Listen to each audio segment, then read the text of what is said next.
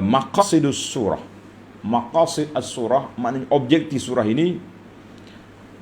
Di antara maqasid yang mengandungi surah Al-Furqan yang pertama, at-tanwihu bil Quran, menyebut tentang kedudukan Al-Quran dan menyatakan bahawa Al-Quran itu turun dari sisi Allah Azza wa Jalla, dan memperingatkan penerima wahyu dari Allah itu nama dia Rasulullah sallallahu alaihi wasallam Muhammad, dengan menyatakan dalil-dalil benarnya apa yang dibawa oleh Nabi, dan juga memperingatkan bahawa ajaran yang dibawa oleh Nabi sallallahu alaihi wasallam ini benar. Maka kata Ibnu Ashur rahimahullah, surah ini dibina di atas salasu da'aim, tiga asas, tiga tapak yang besar. Yang pertama, nak isbatkan Quran turun dari Allah. Yang kedua, memperingatkan Rasul sebagai penerima wahyunya dan menyatakan kebenarannya. Kemudian tonggak yang kedua, isbatul ba'thi wal jaza', nak isbatkan kebangkitan semula dan pembalasan. Tonggak yang ketiga, istidlalu ala wahdaniyatillah, menjadi dalil kepada keesaan Allah Azza wa Jalla. Ini dia panggil ciri-ciri surah Makkiyah. Sebab surah Makkiyah ni dia banyak lagi dalailut tauhid, benarnya Rasulullah sallallahu alaihi wasallam. Dia tidak ada hukum di sana, tidak ada hukum. Hukum dia mari di Madinah. Adalah sikit-sikit. Cuma yang utamanya surah Madaniyah itu mengandungi ahkam.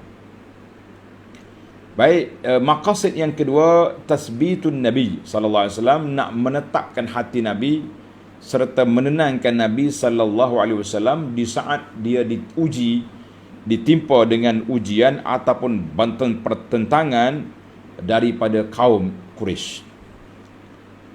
Baik, tajuk surah kita ni ada beberapa isu yang disebut oleh Allah Azza wa Jalla dalam surah ini. Dia panggil maudu'atus surah. Dalam tafsir Muqaddimah Muharrar ni dia kata di antaranya tamjidullah wa thana'u alaih, mengagung dan memuja Allah Azza wa Jalla dengan sifat-sifat sebagai al-ilahiyah wal wahdaniyah, ketuhanan dan keesaan Allah Azza wa Jalla. Yang kedua, hikayatu ba'di aqwalil musyrikin, nak menceritakan tentang sebahagian daripada kata-kata puak kafir dan syubhat, keraguan yang mereka timbulkan tentang Quran dan juga tentang Rasulullah sallallahu alaihi wasallam, bagaimana kita nak menepis, menolak dakwaan mereka. Yang ketiga, perbandingan di antara akibat bagi puak-puak kafir yang Allah Ta'ala sediakan bagi mereka, dan akhir kedudukan bagi orang mukmin dengan syurganya. Yang keempat, zikru janibin min qasasi ba'dil anbiya, ada beberapa kisah Nabi disebut dalam surah ini. Yang kelima, nak menenangkan Nabi SAW terhadap apa yang dibuat oleh puak kafir kepadanya. Yang keenam, beberapa ayat yang menunjukkan kepada kekuasaan Allah Azza wa Jalla, qudrah Allah. Yang ketujuh, ardu sifati ibadir rahman, Allah Ta'ala akan sebut dalam surah ini beberapa ciri sifat ibadur rahman, akhlak mereka, ibadat mereka, doa mereka dan juga tawaduk mereka. InsyaAllah kita akan jumpa dalam perbincangan nanti. Baik, sekarang ini kita pergi kepada muqaddimah pimpinan Ar-Rahman. Sebab dia panjang, tuan-tuan pun ada kitab, jadi kita baca secara harfian, baca semua intisari kandungannya. Intisari ni ambil daripada 7 poin yang saya sebut awal tadi. Sama je, cuma ini secara umum. Menerangkan dalil-dalil tauhid yang membuktikan keesaan Allah dan kekuasaannya. Menerangkan kebenaran Rasulnya dan mendedahkan kebodohan kaum kafir musyrik yang tergamak menyembah benda-benda yang tidak dapat memberikan sebarang pertolongan, bahkan tidak dapat menolong diri sendiri.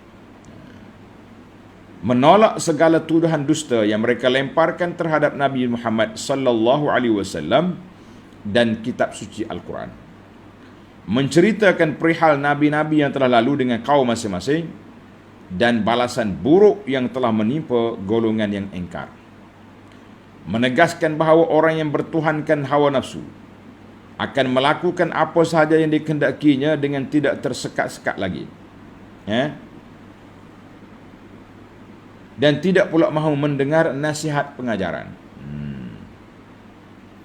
Kemudian Allah Azza wa Jalla menunjukkan firman-Nya kepada Nabi sallallahu alaihi wasallam dengan menegaskan bahawa kalau Allah mahu mengutuskan kepada penduduk di atas sebuah negeri seorang rasul, tentulah Allah akan melakukannya dan akan ringanlah tugas Nabi Muhammad sallallahu alaihi wasallam.